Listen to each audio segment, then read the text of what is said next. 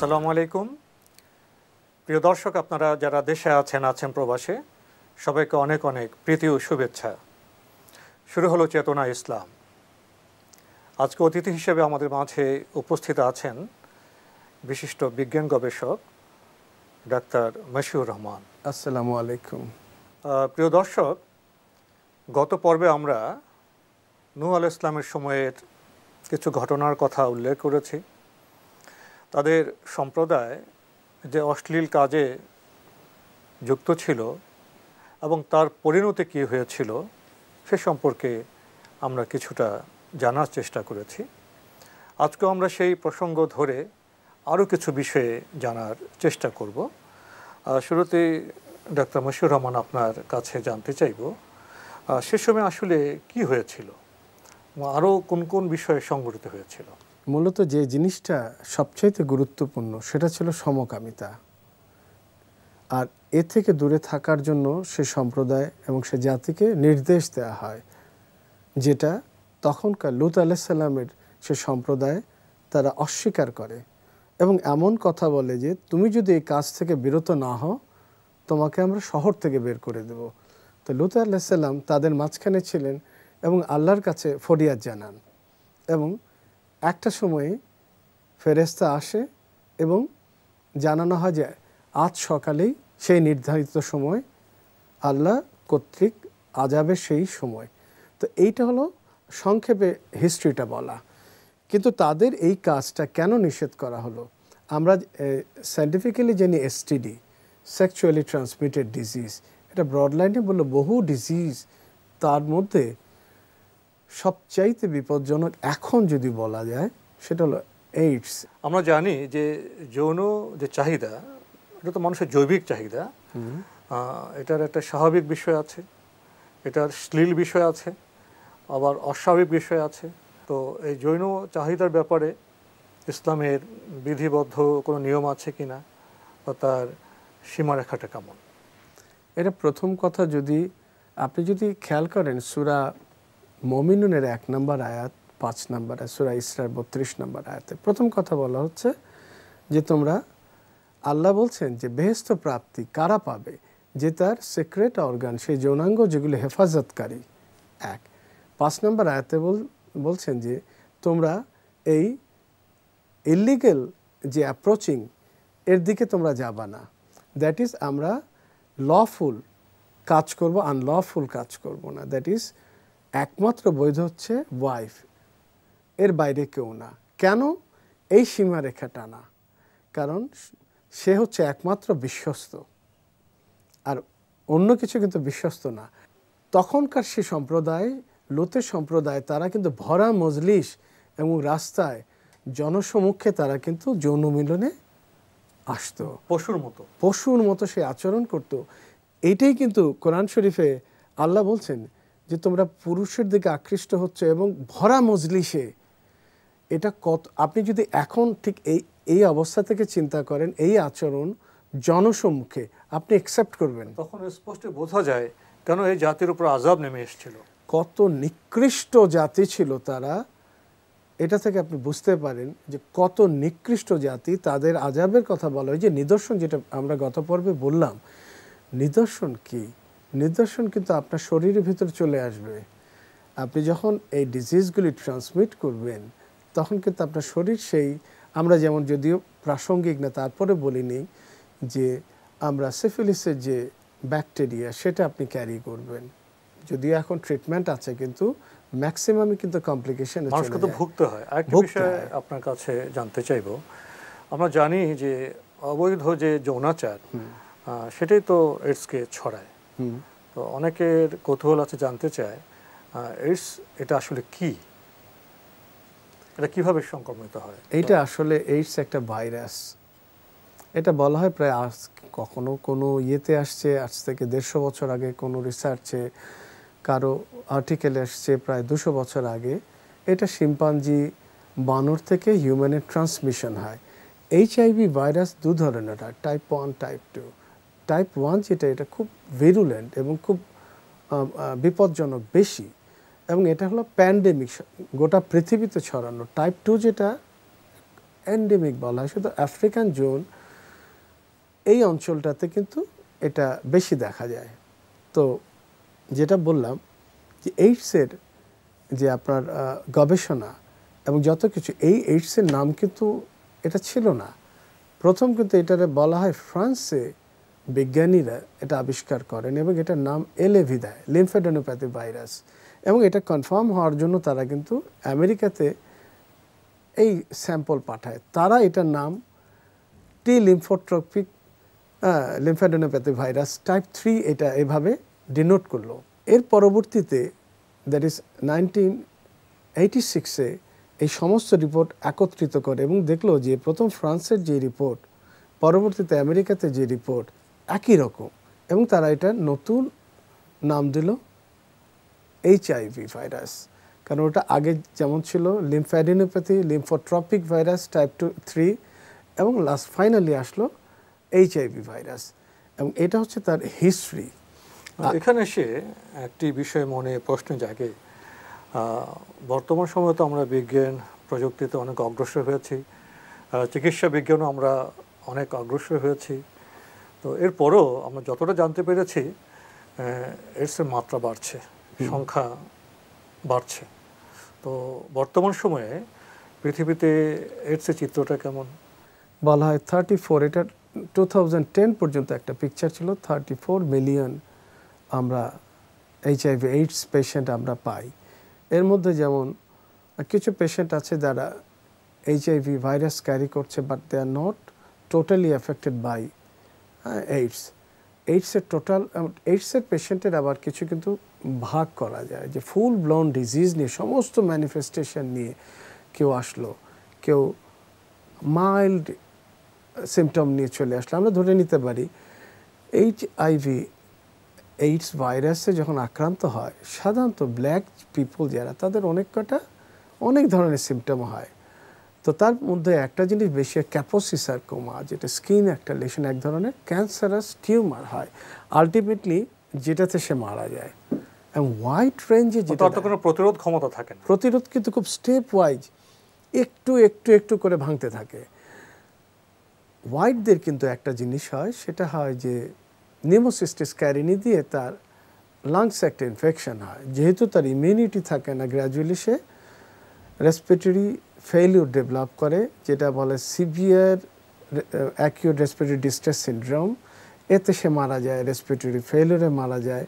এবং তার সমকামিতার জন্য কিন্তু একটা গে বাওয়াল সিনড্রোম বলে, তাতে তার রেকটাম এবং ইন্টেস্টিনাল কিছু প্রবলেম ডেভেলপ করে। এটা আলাদা জিনিস। কিন্তু এখন হচ্ছে কি, সমকামিতার প্রসঙ্গে আরেকটি বিষয় জাগে। আমরা তো হোমোসেক্সের কথা জানি, লেসবিয়ানদের কথা জানি। তো হোমোসেক্স এবং যারা লেসবিয়ান, তাদের উভয়ের ক্ষেত্রে কি একই রকম অবস্থা দাঁড়ায়? আজকে আপনি পৃথিবীতে দেখেন বিভিন্ন দেশে কিন্তু এদের পক্ষে সেই লূত আলাইহিস সালামের বিরুদ্ধে দাঁড়ানো, আল্লাহর সত্য বাণীর বিরুদ্ধে দাঁড়ানো, যে হোমোসেক্সুয়াল রাইট, মেয়ে বিয়ে করবে, একসাথে থাকবে, ছেলে বিয়ে করবে, অধিকার হিসেবে অনেকে মনে করে, অস্বাভাবিক অশ্লীল বিষয়টিকে। তার চেয়ে অদ্ভুত ব্যাপার, কিছু ডাক্তার, কিছু সাইকিয়াট্রিস্ট, তারা এটা সাইকোলজিক্যাল ডিজিজ হিসাবে কিন্তু আখ্যায়িত করতে চায়। এখন আপনি যেটা প্রশ্ন করলেন যে সেক্সুয়াল বিহেভিয়ার সম্পর্কে আল্লাহর লেসন কি, আল্লাহ এবং রসুল কিন্তু সমস্ত বর্ণনা করে দিয়েছেন। এই সেক্সুয়াল বিহেভিয়ার, আপনি যদি জানেন স্মোকিং একটা ডেঞ্জারাস ডিজিজ এবং এটা ক্ষতি করে, অ্যালকোহল ক্ষতি করে। আপনি যদি অ্যালকোহল খান, আপনি যদি স্মোক করেন, বিপদে পড়বেন। যে খায় আর যে খায় না তফাৎ কি? এটা কি সাইকোলজিক্যাল প্রবলেম? এটা তার নেচার, তার ইন্টেনশন, তার একটি কর্ম, তার একটি কাজ। হ্যাঁ, আর সহজভাবে বলা যায় টোটালি পথভ্রষ্ট। তার মধ্যে যে কাজটা আসে এটা কোনোভাবে, এবং তারা কিন্তু এটাকে আবার কি বলতে পারি যে মানুষের স্বাভাবিক বিকাশের পরিবর্তে বিকৃত জীবনযাপন।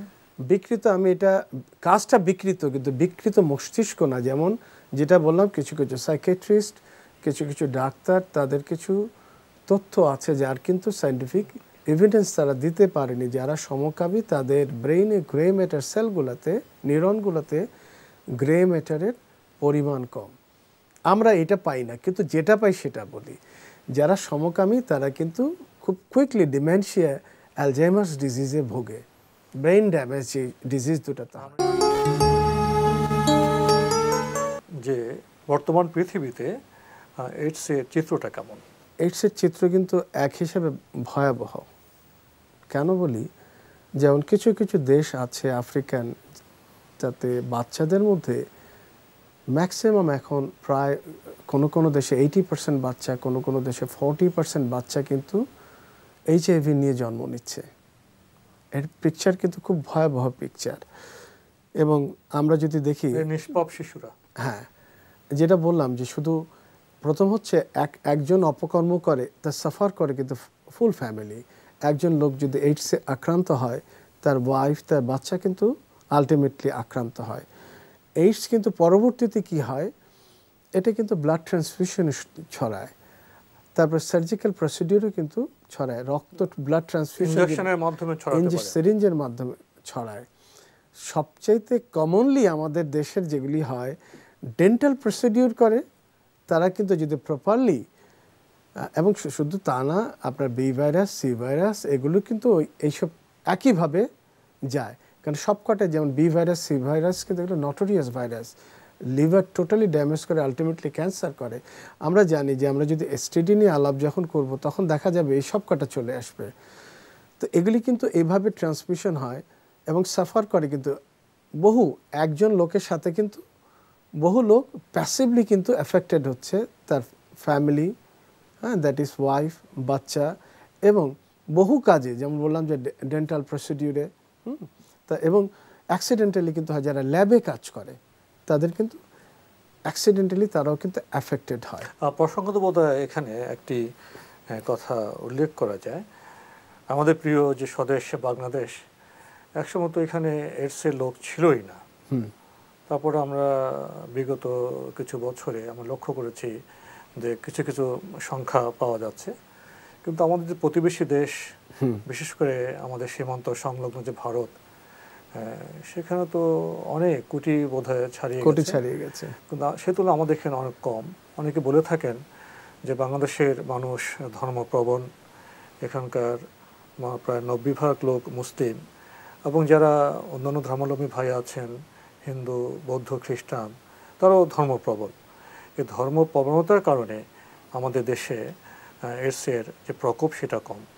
এ বিষয়ে কি বলবেন? এটা বহুলাংশে সত্য কথা, এবং আপনি যেটা বললেন অত্যন্ত গুরুত্বপূর্ণ। ইন্ডিয়াতে কিন্তু পৃথিবীতে যে কটা দেশ হাইলি এফেক্টেড, তার মধ্যে কিন্তু ইন্ডিয়া একটা। তো আমাদের দেশের লোকজন ফ্রিকুয়েন্টলি ইন্ডিয়া যাচ্ছে। ইন্ডিয়া গেলে যে এইডস হবে তা না, কিন্তু একটা ইয়াং পোর্শন, হ্যাঁ, তারা কিন্তু তার ইলিগেল কাজে কিন্তু অ্যাটাচ হয়ে যাচ্ছে। এইডসের পিকচার পৃথিবীতে যতই দেখেন না কেন, মুসলিম কান্ট্রিগুলি যেগুলোতে আপনি মিডল ইস্টে দেখবেন সবচাইতে কম। এর এক নম্বর কারণ হচ্ছে ফিয়ার অফ গড, আল্লাহ নিষেধ, সেটা তারা ধর্মীয় অনুশাসন, বিয়ের যে সুশৃঙ্খল যে ব্যবস্থাপনা, সেটা তো তারা খুবই মর্যাদা দেয় বিষয়টি। এবং এই জিনিসটা আপনি অবাক হবেন, এখন কিন্তু ইউরোপের প্রায় ম্যাক্সিমাম দেশ ইনক্লুডিং আমেরিকা, চার্চ কিন্তু এই কাজটা দায়িত্ব নিয়ে নিল যে তোমরা প্রচার করো। কারণ প্রফেট কি করতো, হ্যাঁ, টেক লেসন ফ্রম প্রফেট, এদের সমস্ত বিহেভিয়ার তোমরা অ্যাকসেপ্ট করো। তারা কি করতো, তার জীবন আদর্শ ফলো করে। আমরা একটু পরে হয়তো সে ম্যাজিক জনসন, আপনি জানেন তার কথা বলার সময়, আসলে এটা অনেকেরই কৌতূহল। এইডসের যে যখন প্রচার বা এটার যে প্রপাগান্ডা যখন বেশি শুরু হয়, তার পেছনে তো ছিল বিখ্যাত যে বাস্কেটবল খেলোয়াড় ম্যাজিক জনসন, যখন তার হয়ে গেল বিষয়টা, সেই ঘটনাটা উল্লেখ করবেন? এটা সম্ভবত 86-এ কিন্তু এটা সবচেয়ে বেশি প্রচার পায়, 85-86-এর দিকে। ম্যাজিক জনসন বিখ্যাত বাস্কেটবল প্লেয়ার, হঠাৎ দেখা গেল 86-এর পরে যে তিনি এইডসে আক্রান্ত এবং তিনি এইডসে মারা যাবেন, এটা নিশ্চিত। কারণ এইডসে খুব ধীর গতিতে, মাঝে মাঝে একটু দ্রুত গতি, এটা হলো তার ভাইরাসের উপর ডিপেন্ড করে, ভিরুলেন্সের উপর ডিপেন্ড করে, তার ডেথ নিশ্চিত। তো ম্যাজিক জনসন তিনি বুঝতে পারলেন তিনি একটা অন্যায় কাজ, তার অ্যাটিচিউড বিহেভিয়ারে তিনি সমকামিতায় আসক্ত ছিলেন, যেটা ওরা ওদের ল্যাঙ্গুয়েজে বলে গে। তো তার মধ্যে এটা ট্রান্সমিশন হয়। তিনি মরার আগ পর্যন্ত একটা কথাই প্রচার করতেন, safe sex is way to go, এই কথাটা বলতেন। ফলে এখন যদি আমরা দেখি যে ইউরোপ আমেরিকাতে বহু স্কুলে আছে, কিন্তু ওরা কিন্তু কন্ডম বিভিন্ন জায়গায় রেখে দেয়, কারণ ওখানে কো এডুকেশন এর ফ্রি মিক্সিংয়ের জন্য তারা এই বাজে কাজটা করে ফেলতে পারে, ফলে সেফটির জন্য। কিন্তু মজার ব্যাপার হচ্ছে এই ম্যাজিক জনসনের এই অ্যাটিটিউড রিজেক্ট করে দিলেন কিন্তু একজন আমেরিকান একজন বিখ্যাত পণ্ডিত লোক।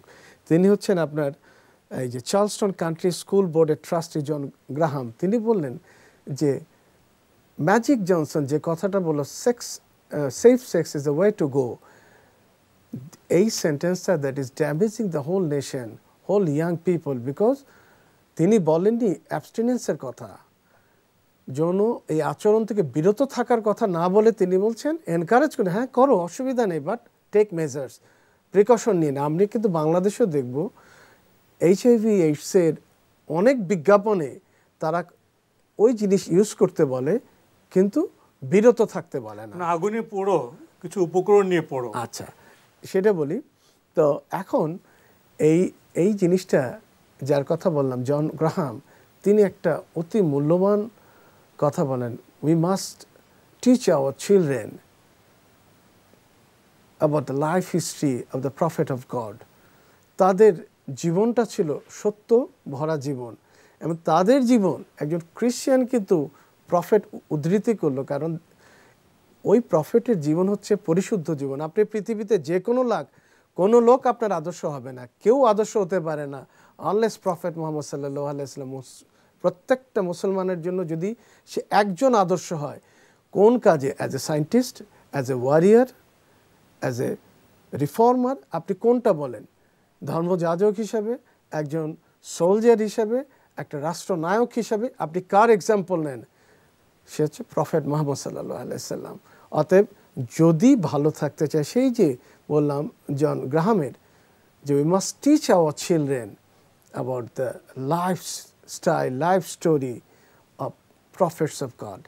এই জিনিসটা ইতিহাসের জ্ঞানের শুরু যেখান থেকে হয়েছিল সেটা তো হযরত আদম ইসলামের সময় থেকে, এবং তিনি তো ওহী জ্ঞানে সমৃদ্ধ ছিলেন, এবং যুগে যুগে যখনই মানব জাতি ওহী জ্ঞানে সমৃদ্ধ হয়েছে, ওহী জ্ঞানকে মেনে চলেছে, সে সমাজ ছিল প্রগতির, শান্তির, সমৃদ্ধির।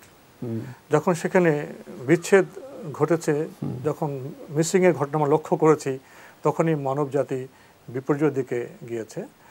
লূত আলাইহিস সালামের সময়ে যখন এই সমকামিতার অশ্লীলতায় সমাজ বিপর্যস্ত হচ্ছিল, মানুষ ক্ষতিগ্রস্ত হচ্ছিল, তখনও নবী লূত আলাইহিস সালাম আসলেন, কিন্তু মানুষ তার কথা শুনল না। বর্তমান সময়ে যদি নবী রাসূলুল্লাহ যে কথা বলে গেছেন, ওহীর মাধ্যমে, শেষ নবীর মাধ্যমে আমরা যে শিক্ষা পেয়েছি, সেটা যদি আমরা না মানি, সেটা যৌন আচরণের ক্ষেত্রে হোক, জীবনের অন্যান্য সম্পর্ক সূত্র হোক, আমরা কি ইতিহাসের আগের পৃষ্ঠাগুলোর মতো আবারও ক্ষতিগ্রস্ত হব না? এটা অ্যাবসলিউটলি ক্ষতিগ্রস্ত হব। আপনি বললাম যে কোরআন শরীফের সূরা আশ-শুআরার 165 নম্বর আয়াতে আল্লাহ এই সমকামিতার কথা বলল, এবং আমরা দেখি সূরা আন-নামলের 54 নম্বর 55 নম্বর আয়াতে বললেন। বিস্ময়করভাবে আপনি যে কথাটা বললেন পরিণতির কথা, সূরা আরাফের 86 নম্বর আয়াতে বলছেন আল্লাহ যে দেখো, তুমি দেখো যে সত্যত্যাগীদের অবস্থা কি। সত্যত্যাগী আল্লাহর রুলসের বাইরে যে যাবে, যে নেচারের বাইরে যাবে, তার পরিণতি কি ঘটে। আপনি দুরকম পানিশমেন্ট দেখলেন, কিন্তু এক নম্বর পানিশমেন্ট হচ্ছে ফিজিক্যাল পানিশমেন্ট, আরেকটা কিন্তু বাই নেচার আপনি পানিশমেন্ট দেখলেন। আমরা যেটা আপনি বাংলাদেশের কথা বলেন, এইডসের কথা, বাংলাদেশে এটা আমার জানা মতে বেশ কয়েক বছর আগে 154 জন ছিল এইডস পেশেন্ট। তারা, আপনি জানেন বাংলাদেশে কিন্তু সেভাবে স্ট্যাটিস্টিক্স তৈরি করে না, যেমন আমাদের প্রস্টিটিউশন আপনার গোপন করে। হ্যাঁ, না, এটা যেহেতু এক্সপেন্সিভ, সরকার এই ব্যাপারে যতটুকু কাজ করে, হয়তো সীমাবদ্ধ, সরকার হয়তো ফিনান্সিয়াল ব্যাপারে হয়তো সীমাবদ্ধতা থাকতে পারে, ফলে নেশন ওয়াইড যে একটা সার্ভে করা, টেস্ট করা, আপনি যেমন আমরা ন্যাশন ওয়াইড একটা ভ্যাকসিনেশন প্রোগ্রাম করি, ন্যাশন ওয়াইড আমি চেক ফল তো আমরা পেয়েছি। হ্যাঁ, ফল তো পাচ্ছি ন্যাশন ওয়াইড। এখন আপনি যদি এইচআইভি টেস্ট করতে চান, যে লোক তার হ্যাবিট থাকে ও অন্য কোথায় যাওয়ার, বা যদিও মহিলাদের ক্ষেত্রে এটা খুব কম, তাদের যদি হ্যাবিট থাকে অন্য কোথায় মিক্স আপ হওয়া, সে তো টেস্ট করবে না যদি ধরা পড়ে। এটা একটু কঠিন কাজ। এখন কেউ কেউ বলছেন বিয়ের আগে এই টেস্টগুলো করি না এর ব্যাপার। এটা অত্যন্ত ভালো প্রস্তাব, অত্যন্ত ভালো প্রস্তাব। আমি মনে করি যে শুধু এটা না, আরও কিছু ব্লাড ডিসঅর্ডার থাকে যেগুলো হয়তো চেক, যদি আমাদের কমন সেন্সে এটা রিজেক্ট করে দেয় যে না এটা করে কি ব্যাপার, আমাদের এটা কি অসুখ, ওর কি অসুখ আছে, এটা সেটা দেখা, বাট সায়েন্টিফিক্যালি দেখে নেওয়া ভালো, কারণ অনেক অসুখ যেটা অনেকে বলছেন যে বাংলাদেশ সমাজে বিষয়টা এখনো অত ব্যাপক আকারে ছড়িয়ে পড়েনি, সেই জন্য অনেকে এই বিষয়ে বা এভাবে যেতে চায় না। তো এই বিষয়ে তো আরও অনেক কথা ছিল, অনেক কথা আছে, কিন্তু আজকে আমরা আর এগোতে পারছি না। অন্য কোনো সময় সুযোগ হলে ইনশাআল্লাহ আমরা এই বিষয়ে কথা বলবো। ডক্টর মশিউর রহমান, আপনি কষ্ট করে আমাদের স্টুডিওতে এসেছেন, সময় দিয়েছেন, সেজন্য আপনাকে অনেক ধন্যবাদ। ধন্যবাদ আপনাকে। আমরা জানলাম যে এইডস কী কারণে হয়, এই বিষয়টি পরিবারে, মানব সমাজে কি বিপর্যয় ডেকে আনে। এটা অস্বাভাবিক, এটা বিকৃত বিষয়, এটা পরিবার সমাজের জন্য কোনো ক্রমেই গ্রহণীয় হতে পারে না। অমর্যাদাকর, অশ্লীল, অবমাননাকর এ কাজে আশরাফুল মাখলুকাত মানব জাতি কীভাবে জড়ায়, ভাবতে গেলে বিস্ময়ে বিমূঢ় হতে হয়। আমাদের অবশ্যই এইডসকে না বলতে হবে। পবিত্র কোরআন আমাদের সেই শিক্ষায় দেয়। লূত আলাইহিস সালামের সময়ের যে ঘটনা, বিপর্যয়, সে ইতিহাস আমাদের এ কথাই বলে। আসুন আমরা আরও সচেতন হই। প্রিয় দর্শক, আপনারা সবাই নিরাপদে থাকুন, থাকুন শান্তিতে। আসসালামু আলাইকুম।